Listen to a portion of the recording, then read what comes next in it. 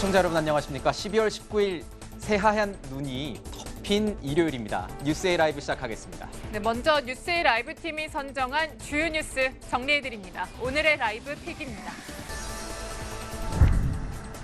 이재명 더불어민주당 대선 후보의 아들 상습 도박 논란이 정치권에 큰 파장을 불러일으키고 있습니다. 성매매 의혹까지 불거지는 등 논란이 일파만파 커지고 있습니다. 윤석열 국민의힘 대선 후보의 부인 김건희 씨의 허위 경력 의혹이 논란이 되고 있습니다. 윤 후보의 공식 사과에도 가족 리스크가 대선 전국에 핵으로 부상하고 있습니다.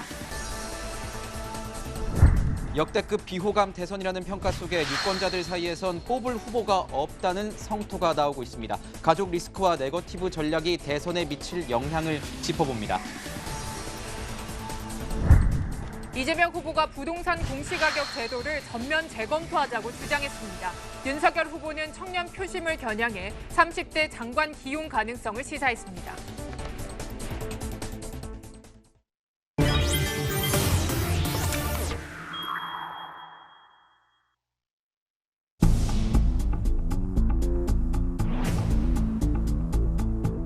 국민 여러분께 매우 죄송하다는 말씀 다시 한번 드리고 깊이 사죄드립니다.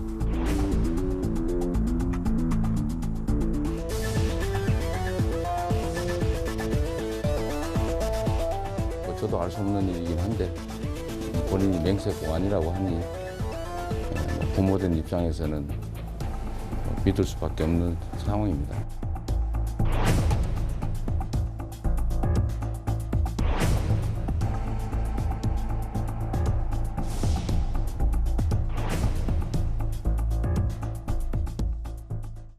네, 뉴스 분석 함께할 세 분 소개합니다. 김관우 계명대 교수, 이수희 변호사, 장해찬 국민의힘 선대위 공동청년본부장과 함께합니다. 어서 오세요.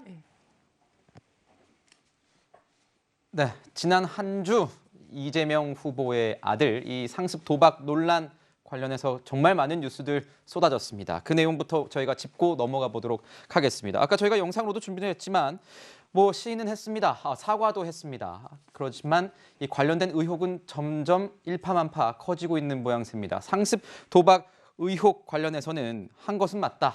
사과드린다 이렇게 얘기했고요. 성매매 의혹과 관련해서는 성매매 후기 관련해서는 올린 것은 맞지만 이것은 실제 성매매를 한 것이 아니라 지인에게 들어서 한 것일 수도 있고 본인이 직접 한 것은 아니다. 이런 식으로 해명을 했습니다. 교수님께 좀 여쭤볼게요. 지난 한 주 계속된 이슈입니다. 그런데 논란이 가라앉질 않고 있어요. 그 여파가 굉장히 큰 것 같은데 사과가 잘못된 것인가요? 아니면 뭔가 앞으로 더 나올 것이 많기 때문에 계속 이렇게 뭔가 여파가 계속되고 있는 건가요? 그러니까 이 부분은 이재명 후보에게만 지금 적용되는 건 아니죠. 가족 리스크는 지금 윤 후보에게도 직격으로 적용이 되고 있습니다. 그래서 양 후보가 모두 다 가족 리스크를 겪고 있는 것인데 이거는 어떻게 보면 대통령 후보들이 숙명적으로 지금 가져가야 될 수밖에 없는 그만큼 이제 국민들은 어떻게 보면 대표 가족이잖아요. 네. 대한민국의 대표 가족이기 때문에 기대치도 높고 따라서 검증하고자 하는 그런 욕구도 크고 이런 과정 속에서 나온 것인데 좀 이례적인 것은 사실은 다른 때보다 훨씬 더 의혹이 많아요. 의혹이 많다. 그렇죠. 그러니까 가족들에 관련된 의혹들이 절대적으로 지금 많은 것도 그렇죠. 사실이고 예. 또 한 가지는 지금 그 과거에는 몇 개 사안들 예컨대 병역이다 등등 특정 사안에서 검증 범위가 국한됐다 그러면 요번에는 거의 전면적으로 그 검증의 범위가 사생활 영역까지도 많이 퍼져 있는 그렇다 보니까 가족 리스크가 급증하는 그런 현상을 만들어주고 있는 거 아닌가 이렇게 보죠. 네, 지금 복잡하고 심화되는 가족 리스크입니다. 이재명 후보의 아들이 온라인에 남긴 글 중에는요, 여성 비하성 표현이 들어간 글도 있다라고 지금 얘기가 되고 있습니다. 관련한 논란 목소리 준비되어 있습니다. 아드님이 굉장히 다수의 여성 혐오적인 발언들을 게시판에 남기셨더라고요. 성평등 자문단 공동단장 맡고 계시는데 한마디 좀 해주시죠. 그런 식의 발언들은 너무 저희가 많이 경험을 해서요. 굉장히 안타깝지만 또 평범하기도 하고요. 네, 지금 남긴 글들을 저희가 좀 몇 가지만 추려서 정리를 해봤는데요. 이런 내용들이 담겨 있더라고요. 자, 뭐 유흥 다녀왔다, 안마 받으러 간다, 위치 아는 사람 정보 좀, 마사지 시간도 안 지키고 뭐 이런 글들이 있는데 삭제가 많이 됐다고는 합니다. 그런데 뭐 이런 관련한 여러 가지 뭐 후기 혹은 비하성 표현에 대해서요, 변호사님, 권인숙 의원이 안타깝긴 하지만 평범하다라고 평가를 했습니다. 이게 평범하다고 볼 수 있는 대목인지 좀 궁금하네요. 그러니까 이제 권인숙 의원의 발언 취지는 그런 것 같아요. 이런 식의 그 좀 퇴폐적이고 네. 이런 식의 그 게시글들 중에는 이런 내용이 많고 그래서 그런 게시글 기준으로 봐서는 특별한 게 없다 이런 취지인 것 같은데 좋게 해석을 해주면 네. 하지만 이거는 대다수 남성들에게 상당히 모욕적일 수 있는 거예요. 지금 이 방송에서 언급할 수 없는 수준의 아주 구체적인 내용들도 있는 게시글도 있거든요. 지금 나와 있는 거 이외에도 네. 거기에 보면 여성을 상당히 그 물건, 대물화라고 하죠. 이렇게 물건으로 보고 또 그 성매매를 안 했으면 이런 내용을 썼을까 싶을 정도로 굉장히 구체적입니다. 내용들이.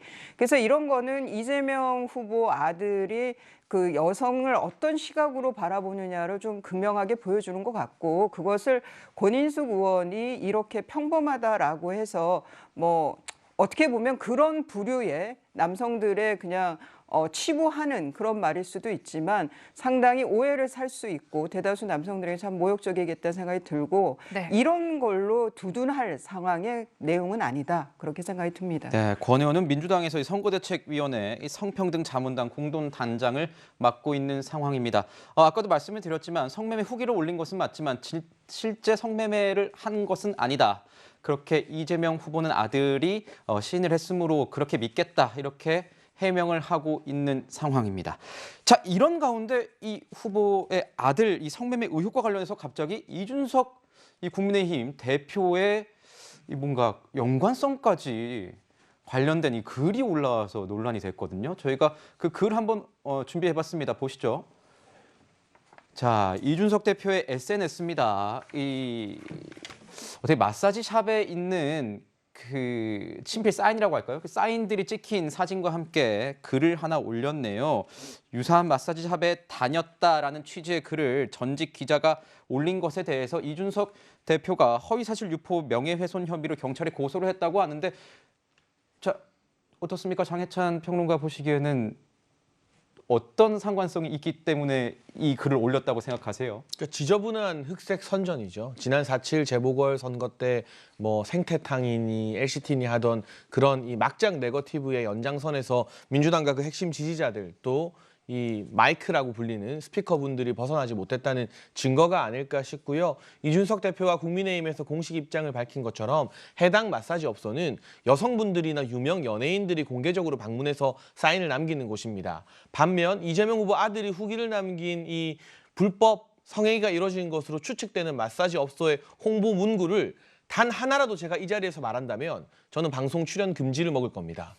제가 입에 담을 수도 없는 수준의 적나라한 홍보 문구가 이재명 후보 아들이 다녀간 마사지 업소 홍보 게시물에 버젓이 공개가 되어 있고요. 그런 마사지 업소와 유명 연예인들이 공개적으로 사인을 남기는 이 합법적인 발 마사지를 주로 하는 이 마사지 업소를 동일선상에 놓고 비교하면서 마치 이준석 대표도 비슷하지 않느냐는 식의 글을 올리는 건 마타도 수준을 넘어선 범죄 행위이기 때문에 아마 허위사실에 의한 명예훼손으로 고발이 진행되는 만큼 응당한 법적 처벌이 있을 것 같은데요. 법적인 대응을 떠나서 선거에서 상대 후보나 상대 진영을 비판하고 의혹을 제기하고 검증하는 것은 꼭 필요한 과정입니다. 네. 피할 수 없죠. 네. 하지만 넘지 말아야 할 선이 있다는 것을 이번 사건을 계기로 뭐 보수고 진보고 할 거 없이 유념을 했으면 좋겠습니다. 네. 네, 자 그리고요, 이 아들의 불법 도박 의혹 관련해서는 돈에 대해서, 그러니까 아들의 재산에 대해서도 의심의 눈초리가 커지고 있습니다. 관련 목소리 준비했습니다.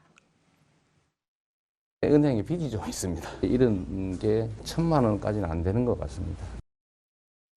현금을 중요한 것은 아닌지, 장남이 타짜 수준의 도박꾼이라 도박으로 큰 돈을 번 것은 아닌지. 네, 그러니까 재산 신고된 내역을 보면은 2019년에는 한 80만 원 정도가 있었는데 한 2년 만에 한 5천만 원 정도로 불어났다라는 거예요, 교수님. 이 대목을 이제 국민의힘에서는 의심의 포인트로 삼고 있는 것 같아요. 근데 이 후보 측에서는 그냥 세금 다 내고 증여한 걸로 지금 얘기를 하고 있거든요. 네. 법적인 어떤 문제가 없다라고 얘기를 하는 것이고 지금 이게 이제 출처가 결국엔 도박을 해서 벌었느냐 아니면 아버지가 이제 준 거냐 뭐 이 얘기를 지금 묻고 싶은 것 같은데 네. 어느 부모도 도박하라고 돈을 주지는 않습니다. 그래서 이 부분을 이렇게 이재명 후보하고 연관시키는 거는 과도하다고 생각하고 정식으로 지금 얘기하는 부분은 증여를 했다는 거니까 네. 그 관계는 뭐 다 관보에도 이미 나왔다고 얘기를 합니다. 네. 그러니까 그 관보를 보시고 실질적으로 공식적으로 어떻게 처리됐는지 확인하면 되는 거죠. 그건. 네, 변호사님. 이 경찰이 불법 도박 의혹으로 고발된 이 후보의 아들에 대해서 이 수사에 착수했다 이렇게 얘기가 나오는데요. 어떻게 수사가 이루어지고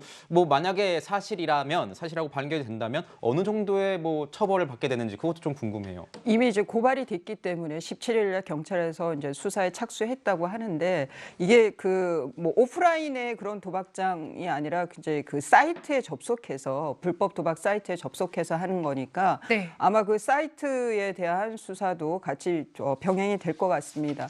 지금 이 이재명 후보 아들의 경우에는 한 그 후보 측에서 얘기한 것도 2019년에서 최근까지인 거거든요. 네. 그러면은 상습 습벽이 있다고 봐야 할 것 같고 그렇다면 상습 도박으로 처벌받을 가능성이 높아 보이고 보통 이 도박은 이게 뭐 실형을 살거나 뭐 구속되거나 그렇지는 않고요. 보통 벌금형으로 처벌이 됩니다. 보통 벌금형이 나오고. 예, 근데 형사처벌도 형사처벌이지만 이게 이제 그 한 인생을 두고 봤을 때 이 도박 습벽이 이게 고쳐지기가 쉽지가 않거든요. 그런 면에서 아마 아버지로서 부모로서 이재명 후보 부부가 갖는 네. 부담이 상당히 클 것 같습니다. 네.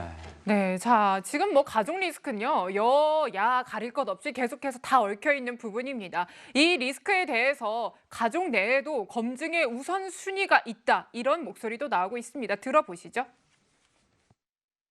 자녀라고 할지라도 네네. 어쨌든 사실상 대통령에게 영향력을 미칠 수 있기 때문에 예. 그것도 검증을 하긴 해야 된다. 그렇죠. 그렇지만 부인만큼 배우자만큼은 그건 아니다. 아니다. 행사할 수 있는 권한이 그러니까 영부인 같은 경우는 해외 순방할 때 계속 같이 동행하시고 영부인 퍼스트 레이디로서 그 외교 활동을 하시잖아요. 네, 그러니까 들으셨다시피 배우자가 자녀보다는 더 우선이다, 검증에 있어서요. 그런 얘기를 하는 건데 저 본부장님은 어떻게 보시는지 궁금하네요. 이 가족 내의 검증의 우선순위에 대해서요. 저는 시점이 더 중요하다는 생각을 합니다. 시점이요? 과거냐 현재 진행형이냐. 지금 이재명 후보 측의 해명과 달리 이재명 후보의 큰아들 같은 경우는 최근까지도 거액의 상습 도박을 한 것으로 확인이 되고 있습니다. 그리고 우리가 경찰에서 도박 가액을 따질 때 단순히 내가 얼마를 잃었느냐 얼마를 땄느냐로 계산하는 것이 아니라 예를 들면 한 판에 도박을 한다면 그 도박판에 걸린 판돈 곱하기 전체 도박의 횟수를 하게 됩니다. 그런데 지금 다른 언론에서 보도하는 거 보면 하루에 뭐 400판까지도 도박을 했다는 보도가 나오고 있잖아요. 그러면 그 한 판에 걸린 판돈이 예를 들어 최소로 잡아서 100만 원만 되어도 400판이 되면 곱하기 400이 되는 것이거든요. 당연히 거액의 상습 도박이라는 표현을 최근까지도 정말 불과 얼마 전까지도 했다는 보도가 나오고 있기 때문에 이러한 현재 진행형 사태에 대해서 국민들이 판단하는 기준이 훨씬 더 날카롭지 않을까. 그래서 친족이라면, 직계 친족이라면 관계를 따져서 뭐 배우자가 더 중요하다, 자녀가 더 중요하다 이전에 이게 과연 과거 어느 시점의 일인가 또는 현재 어느 시점까지의 일인가를 국민들이 더 무겁게 보지 않을까 하는 생각을 개인적으로 하고 있습니다. 지금 네. 조응천 의원이 얘기했던 거는 배우자, 자녀 순이다 이렇게 얘기를 했습니다. 아마 뭐 김건희 씨에 대한 그런 것도 염두에 둔 발언이 아닐까, 여권의 발언이 아닐까 생각이 드는데 교수님께서는 어떻게 보십니까? 아무래도 그러니까 공식 활동을 누가 하느냐는 것은 매우 중요하다고 생각을 해요. 그러니까 지금 뭐 아들하고 부인이 이렇게 대비되는 장면이 나오다 보니까 누구의 의혹이, 누구의 문제가 더 중요한가 이렇게 얘기를 하는데 사실은 뭐 아들 같은 경우는 성년이 다 됐고 아버지의 어떤 정치 그리고 국정에 있어서 영향을 미칠 수 있거나 그런 관계 속에서 활동할 수 있는 부분은 굉장히 제약이 돼 있거든요. 네. 거의 뭐 생활을 같이 안 한다고 봐야 되겠죠. 하지만 부인 같은 경우는 영부인이 되고 그다음부터 많은 이제 활동을 한국과 영부인으로서 이제 역할을 해야 되는 겁니다. 그렇기 때문에 검증의 강도, 눈높이 이게 굉장히 높을 수밖에 없는 것이고, 그래서 질 바이든 이 여사도 네. 같은 맥락에서 얘기를 해요. 이 영부인을 해보니까 이게 참 어렵더라. 그러면서 그런 어떤 수준의 기대치가 필요하다는 얘기를 지금 하고 있는 것이거든요. 바이든 대통령도 공교롭게 아들 문제가 있지 않았습니까? 그렇죠. 마약과 관련된 얘기가 있었는데 그걸 딛고 일어나서 대통령 당선이 됐죠. 그렇죠. 그러니까 사생활이 전면적으로 뭐 유권자의 어떤 판단 기준이 되지는 않습니다. 그것도 가족일 경우에는. 네. 그러니까 그런 경우가 분명히 있는 것인데, 중요한 거는 대통령의 가족이잖아요. 이건 뭘 의미하냐면 그분들이 영향력을 행사하건 안 하건 간에 항상 대통령이라는 이 단어가 같이 따라붙어요. 네. 그러니까 대통령의 부인, 대통령의 아들, 그렇죠. 그 자체로서 권력이 생기는 겁니다. 그렇기 때문에 우리가 이제 그 부분에 대해서 검증을 더 많이 하고, 근데 지금 말씀하셨지만 뭐 시점이 중요하다. 전 시점이 중요하다고도 생각을 하지만 더 중요한 거는 반복성이에요. 반복성. 그러니까 지금 이 후보의 아들 같은 경우도 여러 번 반복을 해가지고 사실은 도박한 것이 나오고 있죠. 네. 그러니까 이제 치료를 받아야 된다라고 얘기를 합니다. 그런데 이제 의혹 제기가 되어 있는 부분으로 본다면 윤 후보의 부인 같은 경우는 장기간에 걸쳐서 사실은 그런 어떤 허위 경력이라든가 뭐 논문 표절이라든가 이런 의혹들이 계속 나오고 있어요. 반복성에 있어서만큼은 어떻게 보면 윤 후보의 부인이 더 의혹을 많이 받고 있는 부분이 있거든요. 특히나 이제 영부인으로서 역할을 수행한다는 측면에서 본다면 예. 사실상 부담감이 더 크다. 뭐 그렇게 얘기를 할 수가 있습니다. 네, 지금 뭐 교수님은 가족 검증의 기준으로 반복성을 언급해 주셨고, 이제 본부장님은 시점에 대한 기준을 제시해 줬는데, 일부 이제 야권에서는 이 검증 부분에 대해서 이런 자제의 목소리도 나오는 게 사실입니다. 그러니까 금태섭 선대위, 국민의힘 선대위 전략기획실장의 목소리인데요.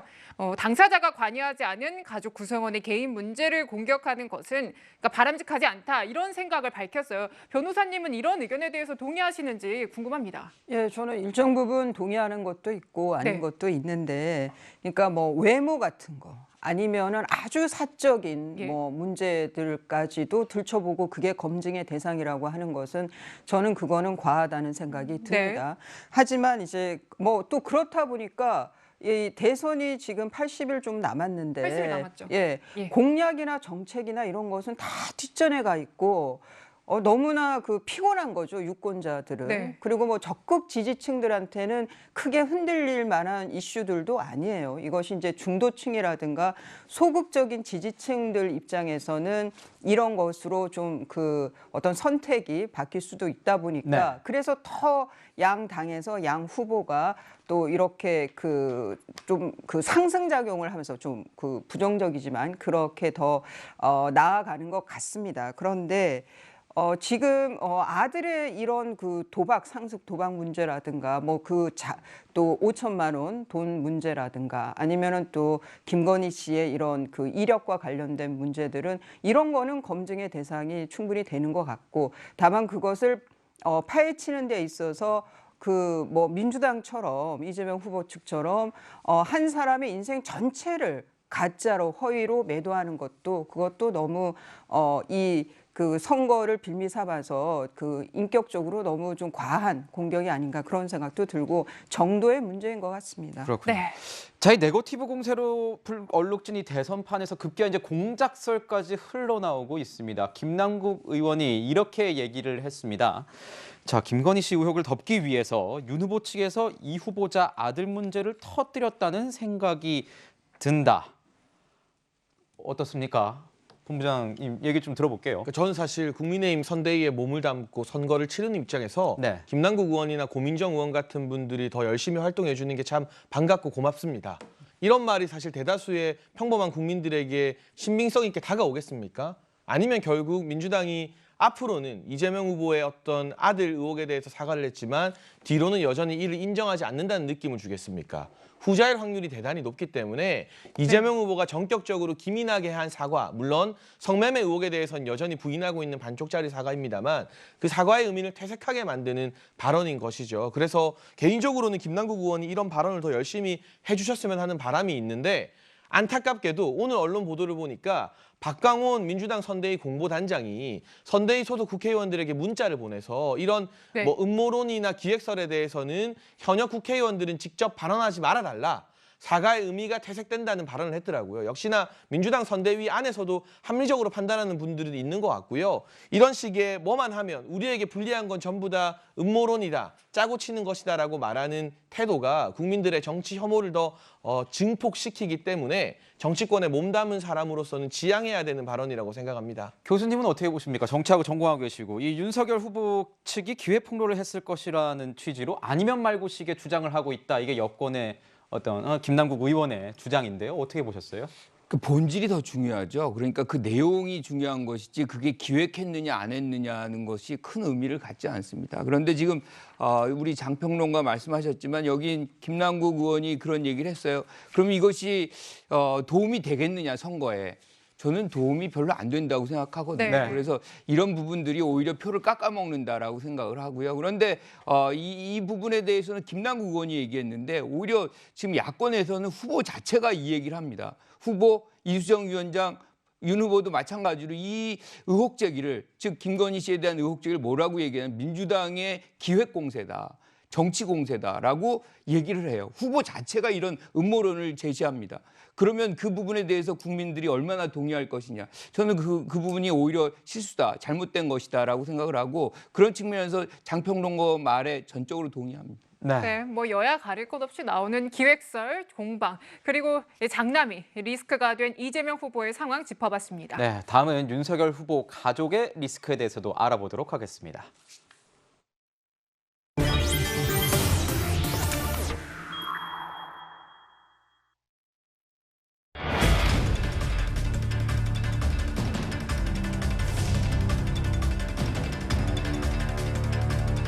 제 아내와 관련된 논란으로 국민 여러분께 심려를 끼쳐드려 죄송합니다.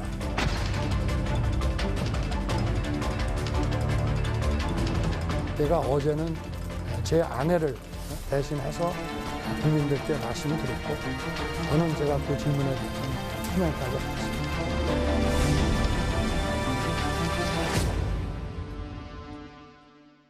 네, 지난 한 주 또 이 문제가 계속 이슈화가 됐습니다. 윤석열 후보 부인 김건희 씨의 허위 이력 의혹에 대해서 계속 이야기가 나왔습니다.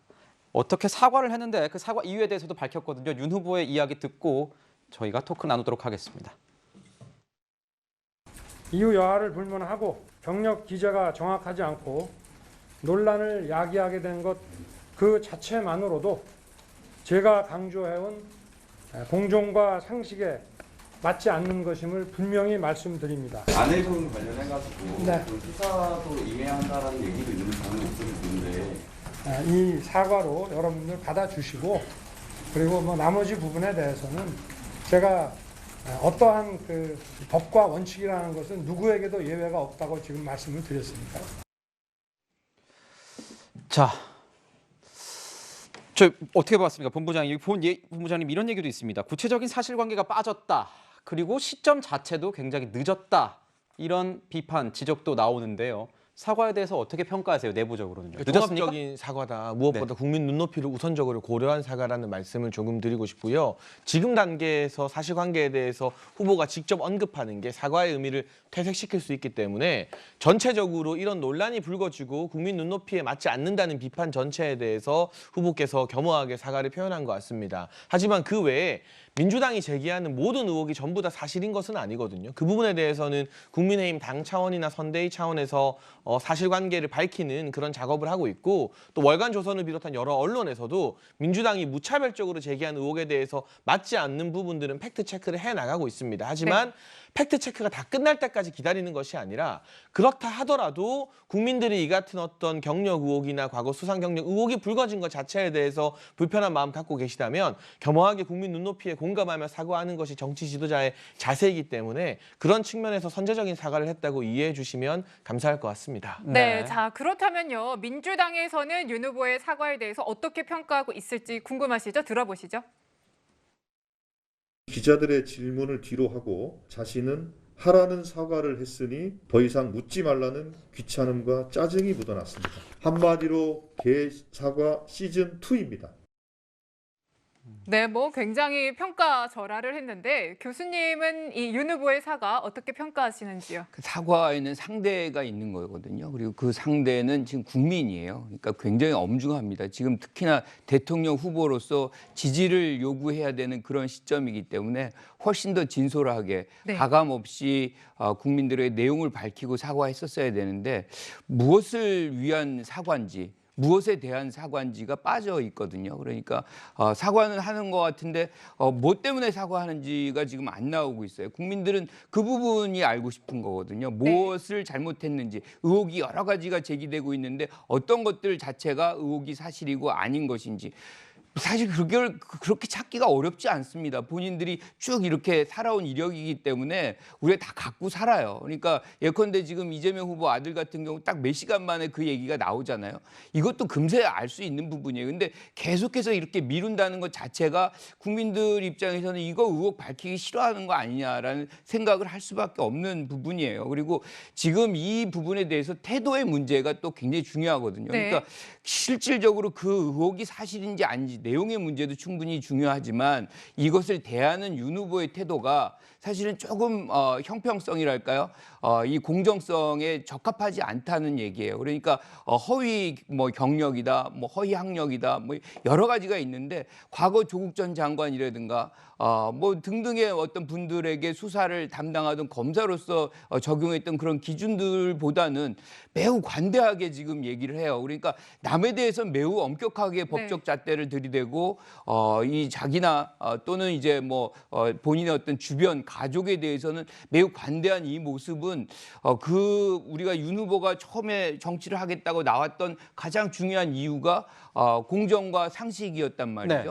근데 그 부분을 뭐 정면으로 위배하는 훼손하는 그런 태도를 지금 취하고 있다는 거예요. 그래서 저는 이 태도가 상당한 국민들에게 상당히 불만과 불신을 만들게 되는 그런 요소로 작용할 가능성이 있습니다. 그래서 이 사안에 대해서 명명백백하게 밝히는 것만이 가장 효과적인 사과가 될 것이다 이렇게 봅니다. 역시 한 장면을 두고도 이렇게 주관적으로 의견이 갈릴 수가 있는 것 같습니다. 자, 이런 가운데 범여권 열린민주당의 이 김의겸 의원이 논란의 불을 조금 더 지피는 모양새가 됐습니다. 김건희 씨가 하지도 않은 발언을 했다고 주장하면서 논란을 부추기고 있다 이런 지적들이 나오고 있는데요. 어떤 내용인지 그 한 대목을 들어보도록 하겠습니다. 그러면 왜 나만 이렇게 말하자면 괴롭히느냐 라고 하면서 억울하다라고 하면서 당신도 기자도 털면 안 나올 줄 아느냐. 김의겸 의원이 주장한 뭐 YTN이나 그 신 기자도 털면 나오는 게 없는 줄 아냐 이런 이야기는 없었나 보네요. 그 부분은 좀 사실과는 좀 다른 것 같아요. 김의겸 의원이 밝혔다는 거는 김건희 씨가 인터뷰를 하면서 기자도 털면 안 나오겠느냐 이렇게 약간 협박성 발언을 했다는 식으로 얘기를 했다는 겁니다. 하지만 해당 기자는 나와서 그것은 사실과 좀 다른 것 같다 이런 얘기를 했다는 거예요. 변호사님 거기다가 김건희 씨가 이제 다른 인터뷰에서는 청와대에 들어가면 가장 먼저 그 기자를 초대하겠다 이런 얘기를 했다고 이제 전원 형식으로 말을 했는데 알고 보니 이게 또 그런 것은 좀 사실이 아닌 것 같다. 김의겸 의원의 왜 저렇게 하는지는 그 의도가 뻔해 보이는 거죠. 속내가 보여요. 어떤 의도 속내일까요? 김건희 씨가 지금 이제 시중에 떠돌고 있는 그런 그 소문에 김건희 씨가 기자한테 이렇게 얘기를 했다라고 하면서 그 이미지를 이렇게 가까이 만들기 위한 거죠. 그런데 보면은 지금 YTN 기자하고 통화한 게 있고 오마이뉴스 기자하고 통화한 게 있어요. 근데 YTN 기자한테 했다는 게 당신도 기자도 털면 털린다라는 말 했다라고 했는데 이거는 저 협박으로 들릴 수 있고 굉장히 그 기자에 대한 대응이 국민들께서 들으시기에는 아주 오만하고 그리고 본인의 뭐라 그래도 그 잘못에 대한 그 인정이라든가 이런 것들이 이제 문제의식을 전혀 못 갖고 있는 사람처럼 비치게 만든다는 저 발언을 말이에요. 진짜 했다면 제가 현직 기자로서 굉장히 위축될 수 있는 발언은 그리고 맞습니다. 뭐 어찌 보면은 남편의 그 지위를 이용하는 듯한 그렇게 그 국회에서 받아들일 수가 있죠. 그런데 그 해당 기자가 그 부분은 좀 사실하고 다르다라고 부인을 했어요. 네. 그리고 또 오마이뉴스 기자하고 통화한 거에서는 뭐 청와대에 가면은 제일 먼저 초대하겠다라고 했다는 거예요. 그런데 오마이뉴스 기자가 해명하기로는 밑도 끝도 없이 먼저 김건희 씨가 그렇게 얘기한 것이 아니라 그 인터뷰를 요청을 하면서 김건희 씨가 인터뷰를 거절을 하니까 청와대 들어가면 우리 만날 일도 없는데 지금 좀 인터뷰 좀 하자라고 하니까 기자가 얘기했다는 거죠. 예, 그러니까 김건희 씨가 저렇게 잘 돼서 청와대 들어가면 제일 먼저 초대하겠습니다라고 얘기했다는 거예요. 이거는 정말 아다르고 어다른 거죠. 이걸로 해서 특히나 김의겸 의원이 뭐 오마이뉴스와 그 기자와 통화할 때 무슨 오빠라는 말을 썼다는 등 이런 거는 상당히 악의적인 거예요. 그런데 이거는 김의겸 의원이 이런 거는 그 후보자 비방도 될 수가 있는 거고 상당히 저는 그 정도를 넘어섰고 또 이렇게 과도하게 그것도 왜곡해 가면서 윤석열 후보 측을 공격하다가는 역풍에 시달릴 수 있다는 말씀을 드리고 싶습니다. 네, 뭐 이렇게 좀 사실관계가 엇갈리고 있는 윤 후보의 부인 김건희 씨 발언에 대해서요. 추미애 전 장관은 이렇게 의도가 있다라고 글을 남겼더라고요. 자, 보시면 뚜렷한 자신의 목적과 의도를 가지고 정치적 판단 아래에 말한 것이다.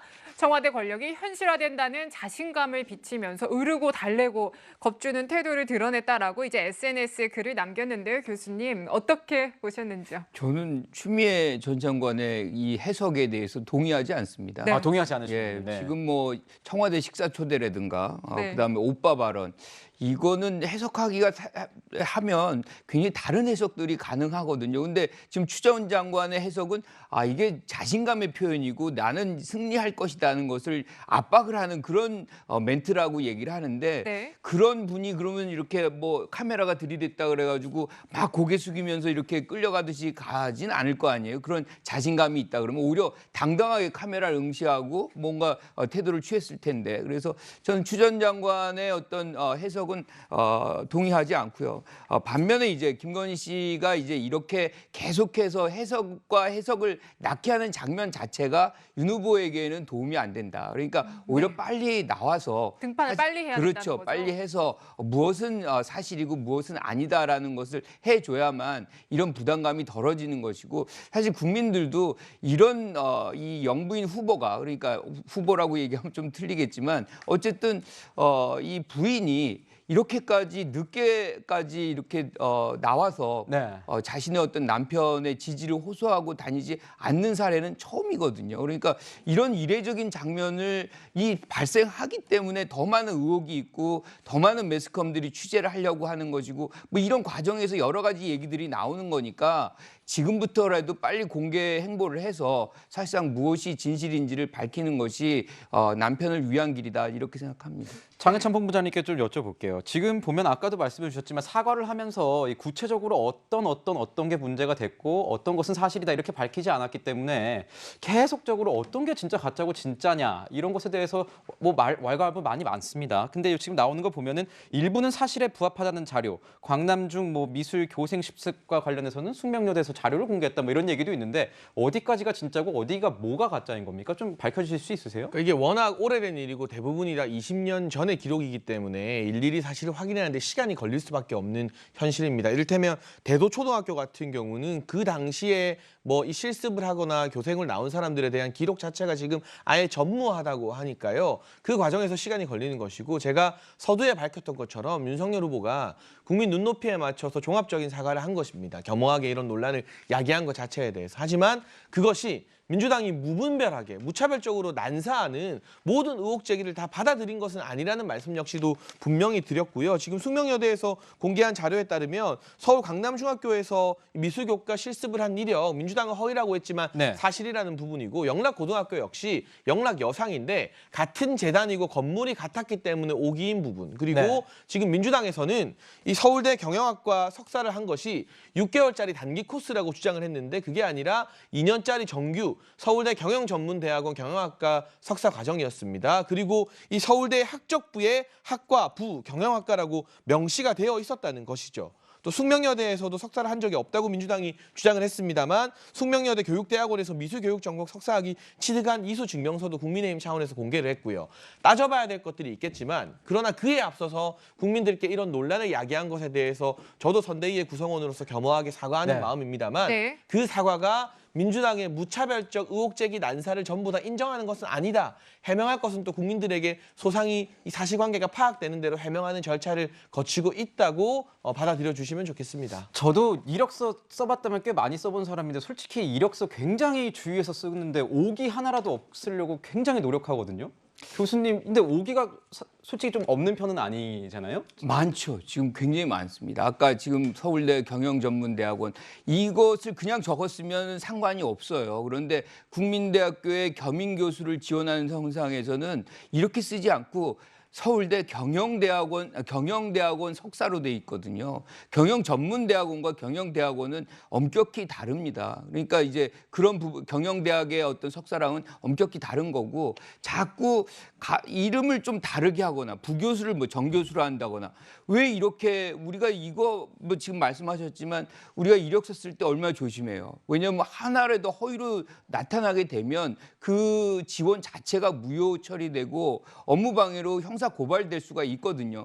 그렇기 때문에 사문서 위조가 되는 것이고 뭐 굉장히 등등의 무서운 문제들이 제명이죠. 있기 때문에 굉장히 조심하는데 이런 일들이 뭐 한 군데에서 발견되는 것이 아니라 여러 군데에서 반복적으로 이제 발견된다는 것이 뭔가 이 사람을 뭐 결혼과 결혼 전과 후를 나눈다 뭐 그럴 수가 어디 있겠습니까? 그게 하나의 일관된 인생인데 그런데 이제 이 부분이 사실상 반복적으로 나타난다는 것이 사람에 대한 인성의 평가에서 굉장히 부정적인 평가를 만들게 하는 요소로 작용을 하거든요. 이제 그러다 보니까 이 부분에 대한 지적이 많은 것이고 일단은 뭐 법을 위배했느냐 안 했느냐를 떠나서 우리가 이제 사람에 대한 평가를 할 때 이런 부분도 굉장히 중요하게 작용을 한다 그런 말씀을 드리는 거죠. 네.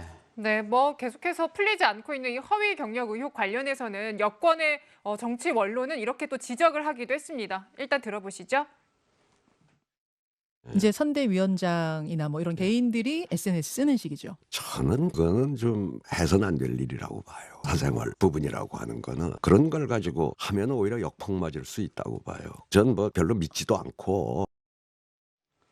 네, 그러니까 구분해서 접근을 하는 것 같아요. 허위 경력 의혹은 좀 공적인 영역이고 사생활, 사적인 의혹에 대해서는 그 부분은 좀 건드리지 말자라고 이제 접근을 하는 것 같은데 변호사님은 그 구분하는 방법에 대해서는 어떻게 평가하시는지 궁금하네요. 지금 이 허위 경력의 경우에는 뭐 이제 그 사문서 위조라든가 아니면은 뭐 업무 방해라든가 이런 그 법적인 그 불법 문제가 나올 수가 있는 거죠. 형사 문제가 될 수가 있는 무슨 공소시효니 이런 그런 조건들을 다 무시한 상태에서 말씀드리는 겁니다. 그렇지만 외모라든가 어떤 아주 사적인 내용들은 그거는 법적인 거하고는 상관이 없잖아요. 그건 뭐 굳이 그런 거를 검증이라고 해서 그 저기 SNS에 그 올리고 하는 거 의원들이 그리고 조롱 섞이게 막 올리고 하는 그런 거는 상당히 불쾌하고 국회의원의 품격에도 맞지가 않고 외려 저는 역풍을 맞을 수 있다. 특히 뭐 무슨 성령 이런 거는 요즘 시대와도 맞지 않는 거예요. 요즘에 뭐 성령은 뭐 연예인들도 너무나 자연스럽게 얘기들을 하고 하는데 굳이 그런 걸 끄집어내서 본말을 전도하는 것은 옳지 않다는 생각이 듭니다. 그 장해찬 본부장한테 여쭤볼게요.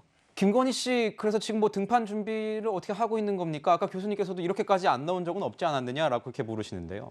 그런데 대선에서 배우자가 굳이 일찍 나와서 공개 활동을 왕성하게 해야 하는 것이 정해진 룰이냐? 그렇지 않은 선례도 주요 굵직한 선거에서 충분히 많았기 때문에 저는 적절한 시기에 선대위 내부에서 배우자 팀이 꾸려지게 되면 여러 가지 활동이나 일정, 뭐 봉사활동, 메시지 등을 보좌하게 되면서 일정 부분의 활동을 하게 될 거라고 예상을 합니다. 윤석열 후보께서 직접 언론을 통해서 국민 눈높이에 맞는 활동을 하겠다고 말했기 때문에요. 그 시기가 언제일지 제가 담당자가 아니기 때문에 단언할 수는 없습니다만 뭐 아예 등장하지 않을 것이다. 이런 민주당의 억측은 억측에 불과할 것이다. 적절한 시기에 또 선거운동을 앞두고 국민들 눈높이에 맞는 정도의 행보는 하지 않겠는가. 그런 준비가 또 이루어지고 있지 않겠는가라고 말씀을 드리겠습니다. 저희가 지난주에 이제 단독 보도한 내용인데 그 밀착 수색팀을 만든다고 하는데 그 뭐 인선이 다 끝난 내용입니까? 그 부분에 대해서는 제가 관여자가 아니기 때문에 정확하게 알 수는 없고요. 네. 뭐 지금 당장 서둘러서 팀을 빨리 꾸리고 조성하고 이런 단계보다는 전반적으로 아직 대선이 80여일 남지 않았습니까?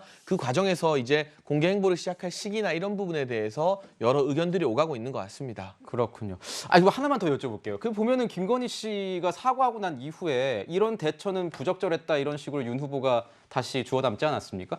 이런 사안은 이제 뭐 어떤 언론에 대한 인터뷰에 대해서는 뭐 그 부부 사이니까요. 서로 뭐 얘기를 하거나 그런 거는 없었나 봐요. 이제 공보라는 것이나 언론 대응이라는 것이 고도의 전문성을 필요로 하는 영역이기 때문에 네. 특히 이제 언론을 대하는 메시지나 이런 부분에 대해서는 어느 정도 선대위 차원에서 보좌하는 그런 어떤 이 직무를 가진 분들이 뭐 일을 하지 않을까 하는 정도의 예상만 하겠습니다. 네. 자, 두 번째 순서에서는요. 복잡하게 얽힌 부인 김건희 씨의 등판 윤석열 후보 중심으로 짚어봤습니다. 예, 그렇다면 이런 가족 리스크가 어떻게 여론조사에 반영이 됐는지를 좀 봐야겠죠. 여론조사 내용 짚어보도록 하겠습니다.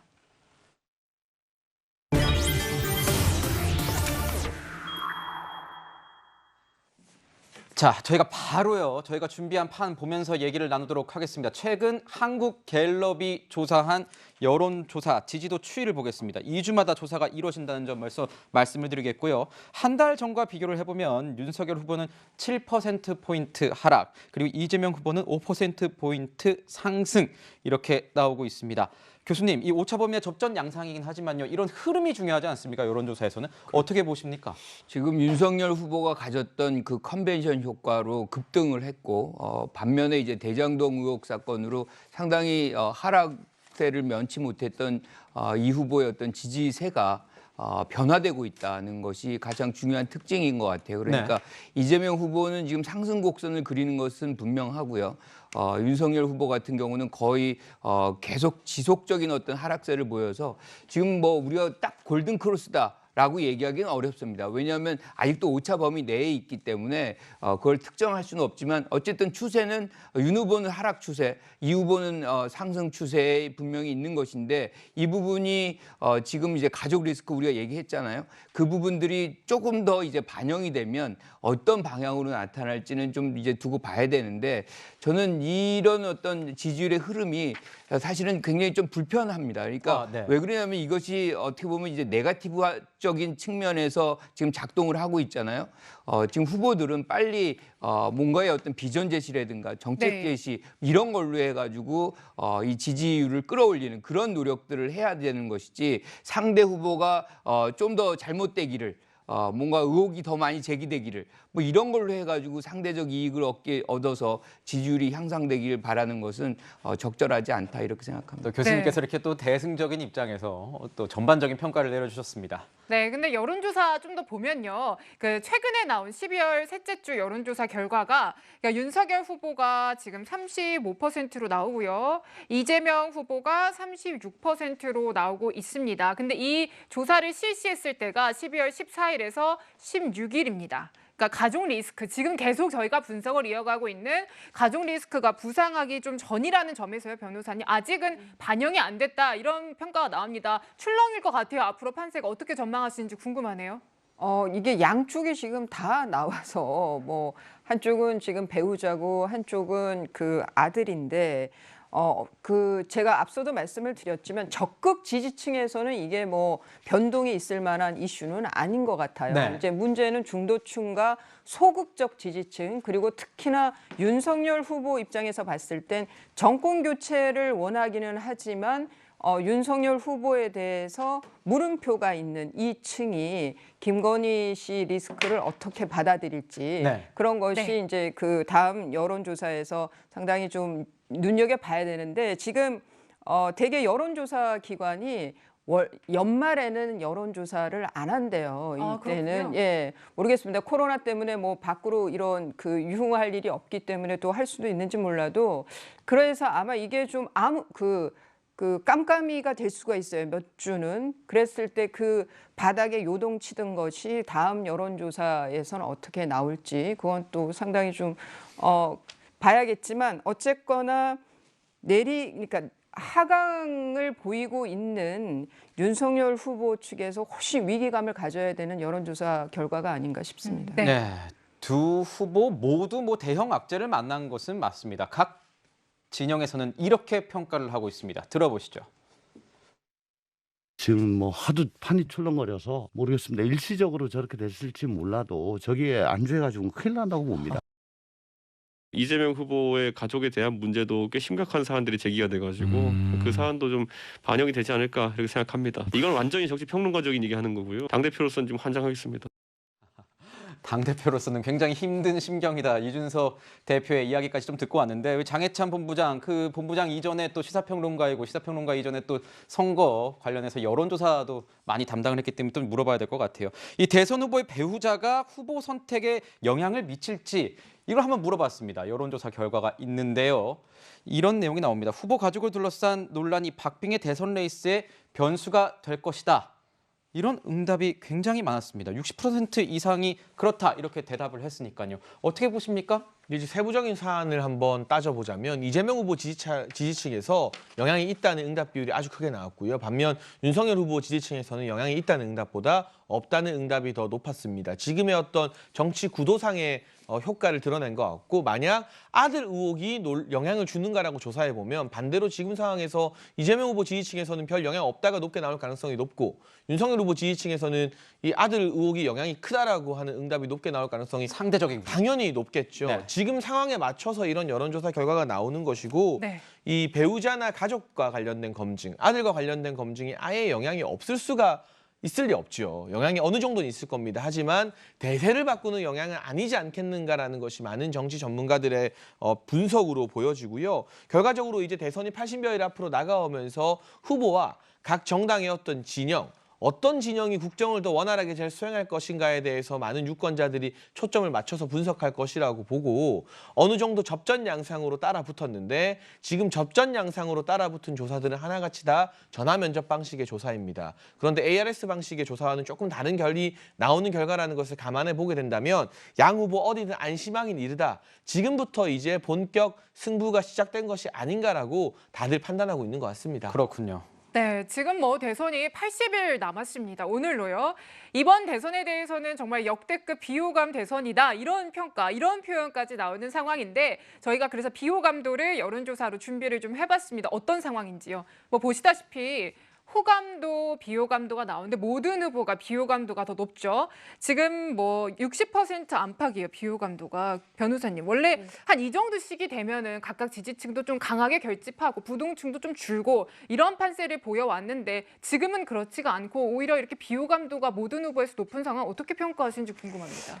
이게 이제 뭐 그 당선이 되는 것은 이제 그 바람을, 이게 조직이 바람을 못 이기고, 또 하나는 이제 그 시대의 과제가 있는데, 지금은 정권 교체가 더, 지금 뭐 여론조사에서도 나오지만 정권 교체를 바라는 층이 더 높은 것 같습니다. 저희가 정권 교체와 관련된 내용은 여론조사 뭐 표를 만들어 놓지 않았기 때문에 자제 부탁드리겠습니다. 네. 그런데 이제 문제는 비호감도가 너무 양 후보 다 높다 보니까 당선 후에 어느 후보가 당선이 되든 이후에 국정 지지율이 50% 미만대에서 시작할 수도 있다는 거죠. 네. 집권 후에. 네. 그랬을 때 우리나라의 상당한 혼란과 사회의 대립이 아주 극단적으로 계속 이어질 수 있다라는 상당히 그 우려가 되고요. 그런 면에서 지금 이제 이 네거티브로 뭐 검증도 필요합니다만은, 이렇게 그 선을 넘어가는 이런 그 서로의 공방이 이후에 이 그 비호감 대선을 더 비호감으로 만드는 것이 아닌가 싶고, 이거는 뭐 국면 전환이 필요할 것 같아요. 정책과 공약이 앞서 나갈 수 있는 국면 전환이 필요한데, 뭐 원희룡 지사가 그 뭐 대장동 관련한 새로운 또 의혹 제기도 했지만 전혀 주목을 못 받고 있거든요. 그런 것도 좀 한번 이 판에서 생각해봐야 될 것 같습니다. 그렇군요. 자, 지금 이런 상황에서요, 국정농단 등 혐의로 이제 징역 22년을 선고받고 서울구치소에서 이 복역 중인 박근혜 전 대통령의 이 옥중 서신을 엮은 책이 조만간 출간이 된다고 합니다. 뭐 그리움은 아무에게나 생기지 않습니다. 뭐 이런 내용인데, 탄핵의 부당성에 대해서도 뭐 주장을 한다, 이렇게 얘기가 나오고 있습니다. 저희가 지금 중요한 거는요, 교수님, 이런 상황에서 보수 진영의 어떤 표심을 흔들 만한 그런 어떤 기회, 뭐라고 할까요? 뭐 기회라고 할까요? 이걸 뭐라고 해야 할지 모르겠지만 어떤 시점이 이게 될 수가 있을까요? 박근혜 전 대통령이 어떤 이런 책 출간이요? 저는 개인적으로 파장력이 그렇게 크지는 않을 거라고 네. 봐요. 지금 이 양강구도가 워낙 강고해서 실질적으로 우리 제3후보군도 역할을 잘 못하고 있잖아요. 뭐 심상정, 뭐 안철수 뭐 등등 파괴력을 보이지 못합니다. 지금 박근혜 전 대통령이 이 자서전을 이제 냈는데 중요한 건 그 내용이에요. 내용이 핵심은 정치 함께한 이들이 모든 짐을 내게 지웠다라는 거거든요. 그러니까 상당히 어떻게 보면 이제 지금의 여당에 대한 어떤 불만 이런 것보다도 지금의 야당이죠. 새누리당의 이제 후신인 국민의힘당의 어떤 정치인들에 대한 어떤 배신감 뭐 이런 것들이 굉장히 강하게 묻어나는 그런 내용이기 때문에 네. 오히려 그런 부분에서 본다 그러면은 야당의 어떤 분열성 이거를 좀 더 만들어낼 수 있는 성격도 분명히 있다고 봐요. 하지만 지금 국면이 워낙 선거 국면이기 때문에 네. 박근혜 전 대통령의 어떤 문제가 하나의 어떤 큰 이슈로 파장력을 갖긴 제한적이다 이렇게 봅니다. 저기 그 윤석열 후보 선대위에서는 국민의힘 선대위에서는 어떻게 보고 있습니까? 박근혜 전 대통령의 있던 어떤 정치적으로 발언을 하는 건데요. 이런 게 어떻게 보수 표심에 영향을 미칠까요? 글쎄요. 일단은 옥중서신이나 이런 어떤 책 출간에 대해서 따로 특별한 입장이 있지는 않고요. 네. 다만 이 두 분의 전직 대통령이 고령임에도 불구하고 너무 오랜 기간 지금 수감되어 있는 것 자체에 대해서 문재인 대통령이 국민 통합을 위한 결단을 해야 되지 않은가 하는 공감대 정도는 뭐 개인 사견을 전제로 여러분들이 하고 있기 때문에 국민 통합을 위한 선택이 무엇인지 다시 한번 문재인 정부와 민주당이 고민할 필요 있겠다 이 정도의 말씀만 드리고 싶습니다. 네. 네, 자 그리고요. 최근에 이제 양강 후보들 사이에서 존재감을 잘 드러내지 못하고 있는 것 같은 안철수 후보 이야기를 좀 해보겠습니다. 안 후보가 홍준표 의원의 어떤 그 청년 플랫폼 있잖아요. 그곳에 요즘 자주 등장하고 거론이 되고 있습니다. 자, 지금 뭐 이런 글이 올라왔다라고 해요. 그러니까 두 후보 중 한 명만 정상이었다면 뭐 비정상인 후보는 이미 뭐 후보 교체되고도 남았을 텐데 이게 나라입니까? 지금의 현 상황에 대한 어떤 비판을 토로하는 청년의 글에 그러니까 홍 의원이 댓글로 안철수는 정상 이렇게 달아서 좀 화제가 됐어요. 변호사님 뭐 그 전에도 이제 안 후보가 직접 이 플랫폼에 글을 남긴 적도 있지 않습니까? 이 두 사람의 어떻게 보면 뜻밖의 브로맨스다라는 평가도 가능할 것 같은데 어떻게 무슨 영향들이 표심에 있을지요? 그 경선 때 그 홍준표 의원이 말씀을 했었죠. 이제 그 안철수 대표하고 만난 적이 있다. 네. 예, 뭐 그때 그 단일화에 대해서 이제 그 뭐 서로 교감이 있었다. 네. 근데 안철수 대표는 또 거기에 대해서 조금 결이 다른 반응을 보였었고요. 근데 이제 홍준표 의원의 경우에는 그 백의종군을 한다고 했는데 또 대구 선대위에서는 또 고문으로 이름을 올렸어요. 선대위에. 이 그 청년의 꿈이라는 이 정치 플랫폼에서 나오는 답변은 뭐 당신 생각에는 굉장히 객관적인 그리고 좀 뭐랄까 중도층 시각에서의 양 후보를 평가한다고 하는 것 같은데 그래도 당 안에 또 그 같이 경선을 치렀던 후보이기 때문에 좀 팔이 안으로 굽는다고 그래도 좀 팔을 안으로 굽어서 그렇게 답변을 하시는 것이 더 낫지 않을까 싶은데요. 또 여기에 대해서 안철수 대표에 대해서는 젖은 장작이라는 표현을 썼어요. 그러니까 뭐 화력이 없다는 얘기죠. 또 그거는 또 팔이 안으로 굽는 것 같기도 하고요. 그렇군요. 자, 장해찬 본부장에게 물어보고 있습니다. 안철수 후보 얘기가 나왔으니까요. 안철수 후보가 조금 전에 11시에 이제 기자회견을 가지고 워낙 이 거대 양당 후보에 대한 이 가족 리스크 뭐 검증할 사안이 너무 많으니까 검증 기구를 아예 만들어 버리자 이런 식으로 얘기를 했는데요. 혹시 선대위 입장에서 이런 뭐 안에 대해서는 어떻게 생각을 하고 있는지 좀 궁금해요. 그러니까 방금 전에 나온 기자회견이기 때문에 선대위 차례 공식 입장이 아직 마련됐을 수는 당연히 없고요. 네. 다만 이 안철수 후보나 정의당 심상정 후보 입장에서는 참 답답할 것 같습니다. 보통 이 양당 후보 간에 이런 식의 네거티브전이 활성화된다면 어찌되었건 제3지대의 공간이 조금 더 열려야 되는데 지금 어쩐 이유에서인지 국민들이 제3지대 후보들에게는 마음을 좀처럼 쉽게 열고 있지 않거든요. 이 구도가 계속된다면 이 대선이 가까워지면 가까워질수록 제3지대의 존재감이 약해질 수밖에 없기 때문에 어떤 식으로든 돌파구를 찾기 위한 노력이 아닐까 정무적으로는 그렇게 판단을 하고요. 어쨌든 양당 후보들이 본의 아니게 놓치는 부분에 대해서 대안을 제시하는 것이 제3지대 후보들이 살 길이다. 그런 측면에서는 양당 후보들에게 노출되는 약점을 공략하기보다는 제3지대만의 독특한 장점이 무엇인지 알리는 선거 전략으로의 변화가 심상정 후보와 안철수 후보 모두에게 필요하지 않은가 하는 생각이 듭니다.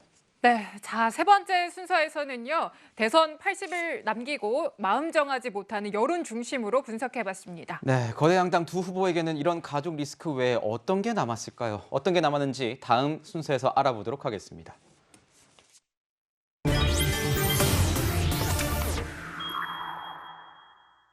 네, 아까도 저희 패널 분들께서 말씀해 주셨지만 네거티브, 가족 리스크만 남았고 공약, 비전이 없는 것 같다 이런 얘기 말씀해 주셨습니다.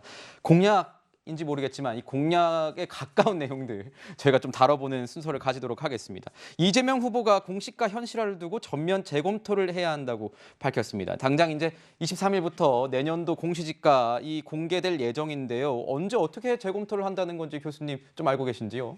그렇죠. 지금 이재명 후보가 얘기하는 부분 이제 부동산 문제에 있어서 양도세를 완화하고 다주택자에 대한 그리고 이제 공시지가의 어떤 그 현실화 속도를 좀 늦춰서 지금의 어떤 재조정을 하자 이런 얘기거든요. 당장 내년부터 이걸 실시하자는 얘기입니다. 지금 어떻게 보면 이 코로나 상황으로 소득은 안 오르고 오히려 또 주는 사람도 있는데 지가만 지금 비정상적으로 올랐잖아요. 네. 그러다 보니까 지금 현실화 과정 속에서 계속해서 표준 지가만 이제 올라간 상황이다 보니까 세금만 늘어나는 거예요. 이거는 어떻게 보면 소득은 안 느는데 세금만 늘어나는 이런 상황. 상당한 이제 이 부담, 경제적 부담을 이제 국민에게 드리는 것이기 때문에 이런 부분을 좀 재검토하자. 그래서 속도를 좀 완만하게 가져가자. 그리고 양도세 관련해서는 이거죠. 그러니까 사실상 이 다주택자를 만들어내는데 일정 부분 현 정부가 기여한 부분이 있어요. 이게 뭐냐면 이제 임대업을 장려했던 부분들이 있거든요. 그때 이제 다주택자들이 만들어졌어요. 그런데 우리가 한동안 이 부분을 유예해 준 적이 있습니다. 네. 그런데 그때 많이 팔지는 않았어요. 그런데 저는 이번엔 좀 다르다고 보는 것이 뭐냐면 사실상 중과세를 경험했잖아요. 상당한 이제 이 큰 폭의 이 세금을 맞았습니다. 지금 우리가 유예를 해준다면 상당한 이제 사람들이 공급을 풀 것이고 그러면 그 공급이 늘어나는 만큼 이제 주택 가격도 좀 하락할 수 있는 그런 부분이 있기 때문에 저는 이 부분 이재명 후보의 두 가지 제안 이건 다 문제 해결적인 어떤 측면에서 긍정적으로 봅니다. 네, 특히 이 공시가격 재검토 제안은요. 청와대랑은 조금은 입장이 다른 것 같습니다. 청와대는 계속해서 이 부동산 정책 중에서도 공시가격 현실화율을 강조해왔습니다. 보유세는 강화하고 거래세는 낮추고 라는 것이 맞는 방향이라고 봅니다. 공시가격이 이제 현실화되면서 사실상의 보유세 인상이 이루어지고 있는 상태지요. 네, 지금 문재인 정부의 부동산 정책에 대해서 이 후보는 계속해서 비판을 이어가고 있었고요. 앞서서도 이 다주택자 양도세 중과 유예에 대해서는 좀 부딪히는 그런 모습을 보였는데 지금 이렇게 공시가격 재검토 얘기까지 꺼내들면은 당청 갈등은 계속 이어질 것 같아요. 특히 이 부동산 문제에 대해서요. 지금 이재명 후보가 이제 부동산 정책 관련해서 특히 세금 관련해 가지고 기존의 입장을 좀 번복한 걸로 보이는데 이것이 그러면 그러니까 실질적인 그 진정성이 있는 번복이냐? 제가 봤을 땐 그렇지는 않은 것 같고 많은 분들도 아마 그렇게 받아들이지 않을까 싶어요. 당장에 지금 중상층 겨냥해서 그다음에 지금 부동산 관련된 세금과 관련해서 워낙 반발이 크다 보니까 특히 수도권에 반발이 크다 보니까 수도권 그 표를 위해서 이재명 후보가 이렇게 이제 그 공약을 얘기를 하는 것 같습니다. 그런데 이것은 아마 지금 정권 입장에서는 도저히 받아들일 수가 없는 거죠. 지금까지 해왔던 기조를 완전히 뒤집어 엎는 거니까. 그래서 저는 이거는 이재명 후보는 본인 입장에서는 실리를 얻고 그러니까 중상층 표를 얻는 실리를 얻고 지금 상태는 청와대와 당은 여전히 좀 이렇게 그 반대 입장에 서면서 그대로 가지 않을까. 그러면 이재명 후보 입장에서 실효성 있는 공약은 아닌 거죠. 그렇군요. 이렇게 입장이 또 갈리는 것 같습니다. 자, 윤석열 후보 얘기도 좀 해볼까요? 윤석열 후보는 요즘 청년층 공략에 굉장히 열심인 것 같습니다. 청년층, 자 30대 장관도 기용할 수 있다 이런 얘기를 했다고 하는데요. 어떤 얘기인지 들어보죠. 청년 보좌관을 아주 대대적으로 정부에 참여를 시키겠다. 괜히 그냥 2030의 표를 받으려 하는 게 아니에요. 30대 장관이 아마 이렇게 되면 자동적으로 많이 나올 겁니다. 아마 많은 청년들이 중요 보직에 임명되지 않겠나. 네. 장해찬 본부장이 아마 이거를 담당하고 있을 것 같은데요. 윤 후보가 직접 이제 청년들하고 식사를 하면서 아마 요리까지도 해주는 것 같은데 무슨 뭐 윤 테이블 이런 뭐 그런 기회도 이제 앞으로 있을 거라고 해요. 어떤 건지 좀 궁금하기도 하고 이 청년층 공략에 대해서 굉장히 힘쓰는 것 같은데 이 청년 보좌역이나 장관 기용설 외에는 다른 정책에 대해서는 좀 아직 미비한 것 아니냐 이런 얘기도 나오는데 어떻게 보십니까? 일단 이 청년 보좌역을 선대위에 전격적으로 선발하겠다는 것. 네. 그리고 윤석열 정부에서 청와대와 모든 부처에 청년 보좌를 두겠다는 것은 오로지 윤석열 후보 본인의 아이디어와 의지였습니다. 어제 제가 면접 심사관으로 참여는 했습니다만 이 30대 장관이 많이 나올 것이라는 것도요. 단순히 어리기 때문에 젊기 때문에 장관으로 발탁하는 그런 청년 할당제 차원의 말이 전혀 아니고요. 네. 디지털 플랫폼 정부가 될 것이기 때문에 상대적으로 디지털 환경에 친숙한 젊은 사람들이 더 많은 기회를 부여받게 될 것이라는, 그러니까 젊어서가 아니라 디지털 시대에 걸맞은 역량이 있기 때문에 청년들이 중용될 것이라는 그런 맥락의 차이가 있어서 25살 청년을 갑자기 청와대 비서관으로 발탁한 청와대의 박성민 비서관 케이스와는 분명히 차별화된 지점으로 고민을 하고 있다는 점을 좀 강조해서 말씀드리고 싶고, 저도 그게 궁금했습니다. 뭐 윤테이블이라는 컨텐츠 같은 경우는 윤석열 후보가 직접 요리를 해주면서 특히 2030 취업자들, 이 취준생들의 고민을 들어주고 상담해주는 등 다양한 어떤 소통 프로젝트를 할 텐데, 이 외에도 윤석열 후보의 구체적인 정책과 공약을 알리기 위해서 정책과 공약에 대해서 청년의 시각으로 검증하는 다양한 컨텐츠 등도 준비되어 있기 때문에 청년을 중시하는 기조를 한두 번이 아니라 정말 선거 캠페인 내내 지속적으로 강조하는 한편 정책과 공약에 대해서도 지금부터는 선발된 청년 보좌들의 아주 엄격하고 꼼꼼한 깐깐한 검수를 받겠다. 청년들을 윤석열 선대위의 레드팀으로 두겠다는 그런 기조를 재천명한 것이라고 봐주시면 되겠습니다. 교수님은 어떻게 보십니까? 이런 국민의힘 선대위의 움직임에 대해서. 그러니까 청년에 대한 어떤 지원, 뭐 청년을 중시하는 정책, 뭐 이것이 필요한 것에 대해서 동의하는데, 지금 30대 장관 몇 명을 뭐 이렇게 배치한다 그래가지고 청년을 지원하는 건 아니거든요. 지금 청년들은 다른 세대들과 지금 선거를 바라보는 이 시각이 다릅니다. 그러니까 뭐 60대, 70대, 40대, 50대가 바라보는 어떤 이미지 정치 뭐 이런 것보다는 훨씬 더 정책에 대한 공부를 해요. 그러니까 20대, 30대의 표를 얻으려면 사실은 이 뭐 몇 명의 어떤 장관직 배려가 아니라 그에 부합하는 그들이 원하는 정책을 제시하면 됩니다. 그들이 원하는 정책을 제시해야 그렇죠. 한다. 실질적인 어떤 그들의 삶을 개선시킬 수 있는 그런 정책을 제시한다 그러면 훨씬 더 지지를 많이 받을 수가 있어요. 그래서 내실을 좀 다지는 내용적으로 친청년적인 정책들 제시가 보다 더 중요하다, 이렇게 말씀을 드리고 싶습니다. 네. 뭐 그리고 지금 상황이니만큼 코로나 상황이 좋지 않습니다. 뭐 윤석열 후보도 이제 AI로 이제 활동을 하고 있고, 이재명 후보도 계속해서 해오던 메타버스 활동보다는 이제 유튜브 온라인 소통에 좀 중점을 두는 것 같아요. 변호사님, 뭐 코로나 상황이 뭐 디지털 시대 다 이제 겹치니까 선거 운동도 예전과는 다른 방향으로 좀 고민이 많이 될 수밖에 없는 것 같아요. 예, 그래서 그 SNS를 많이 활용을 하고, 그리고 그러다 보니까 좀 더 후보의 인간적인 면이 부각되는 그런 선거인 것 같습니다. 그렇군요. 예, 그런데 윤석열 후보는 아마 그런 면에 있어서는 상당히 이제 그 장점을 많이 갖고 있는 것 같아요. 그래서 본인이 갖고 있는 그 좀 소탈한 이미지라든가, 그리고 뭐 음식을 가지고 좀 청년들하고 이렇게 소통하는 모습들을 보이려고 하는 것 같은데, 그 안에서 그러니까 그 소비되는 어떤 가벼움이 아니라 그 안에서 인간미와 더불어서 본인이 갖고 있는 좀 능력이 이제는 보여줘야 될 때가 아닌가 싶습니다. 네, 자, 코로나 시대에 발맞춰 변화하는 대선 후보들의 활동까지 저희가 짚어봤고요. 세 분 말씀은 여기서 마무리하도록 하겠습니다. 감사합니다.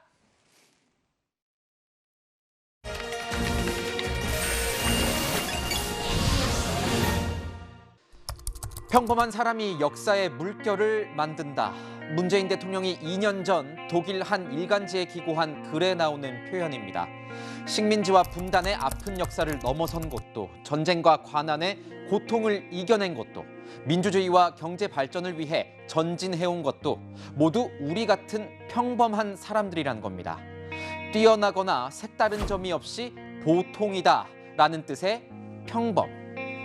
평범한 인생, 평범한 일상, 평범한 하루. 흥미있는 일 없이 심심하고 지루해 보이지만 최근 유력 대선 주자 가족들의 일탈을 보고 있자면 평범은 오히려 더 비범해 보입니다. 불법 도박을 자랑이라도 하듯 수백 개의 경험담을 써올린 대선 주자의 아들, 결코 평범하지 않습니다. 자식을 가르치는 부모 입장에서 참으로 죄송하다는 말씀을 드립니다. 성매매 후기를 올렸지만 성매매는 하지 않았다는 말, 평범하지 않습니다. 저도 알 수 없는 일이긴 한데 본인이 맹세코 아니라고 하니 부모된 입장에서는 믿을 수밖에 없는 상황입니다. 아버지나 캠프에 연락하는 게 좋겠다는 아들의 해명 회피, 본인의 이메일 주소와 연관된 계정을 삭제하는 모습, 평범하지 않습니다. 돋보이려는 욕심에 경력을 부풀렸다는 대선주자 부인의 평범하지 않은 해명은 어떻게 받아들여야 합니까? 제 아내와 관련된 논란으로 국민 여러분께 심려를 끼쳐드려 죄송합니다. 결혼 전이든 후든 이런 검증까지 받아야 하냐라는 항변은 평범하지 않습니다. 죄는 그냥 죄일 뿐인데 죄라면 죄라는 해명 또한 평범하지 않습니다. 제가 강조해온 공정과 상식에 맞지 않는 것임을 분명히 말씀드립니다. 대통령의 가족이 지닐 유무형의 영향력을 고려하면 그들은 결코 평범하지 않습니다. 평범한 사람들이 뽑는 평범하지 않은 지도자, 평범한 사람들은 엄두조차 못 내는 일을 그들은 하고 있었더군요. 평범한 사람들이 만들 역사의 물결에 걸림돌이나 안 됐으면 좋겠습니다. 지금까지 화나요 뉴스였습니다. 저희는 60초 후에 다시 돌아옵니다. 주요 뉴스를 미리 보는 시간이죠. 앞으로 뉴스입니다. 내일부터 수도권 학교와 비수도권 과대 학교, 과밀 학급에 대한 학생 밀집도가 3분의 2로 조정됩니다. 조정된 기준은 겨울방학 시작 전까지 적용됩니다. 네, 내년 1분기의 전기요금 인상 여부도 내일 결정됩니다. 정치권과 정부 일각에선 치솟는 물가로 동결의 필요성을 이야기하지만 원가 압박이 심해서 인상이 불가피할 것이란 관측도 나옵니다. 이번 주 수요일엔 전국 자영업자 비상대책위원회가 서울 광화문에서 대규모 집회를 진행합니다. 비대위는 입장문을 통해 정부와 방역당국의 무책임이 자영업자에게만 떠넘겨지고 있다고 밝혔습니다. 네, 표준 단독주택 23만여 가구에 대한 내년도 공시가격안이 이번 주 목요일에 공개됩니다. 최근 집값이 급등했고 정부의 공시가 현실화율 로드맵이 적용돼서 공시가격은 크게 오를 전망입니다. 자, 홍 앵커. 어제 정말 한방눈이 내렸잖아요. 이제 눈은 그친 겁니까? 네, 그쳤습니다. 오늘 전국이 다시 맑아지고 한파도 풀리겠습니다. 낮에는 영상권을 회복하는 건데요. 다만 내린 눈이 얼어붙어서 길이 미끄럽겠습니다. 그러니까요. 눈 올 때는 좋은데 미끄러워서요. 운전하는 분들은 각별히 조심해야겠습니다. 이번 주 날씨는 어떻습니까? 네, 주 초반까지는 아침 기온 영상으로 큰 추위는 없겠지만요. 다시 미세먼지가 기승을 부릴 걸로 보여서 날씨 정보 잘 확인하셔야겠습니다. 그나저나 이번 주 후반에 크리스마스 있지 않습니까? 네, 그렇죠. 이브인 금요일에도 큰 추위는 없겠고요. 크리스마스 당일엔 영동 지방에나 비나 눈 소식이 들어 있습니다. 그렇군요. 저희가 준비한 소식은 여기까지입니다. 일요일엔 뉴스A 라이브입니다. 시청해 주셔서 감사합니다.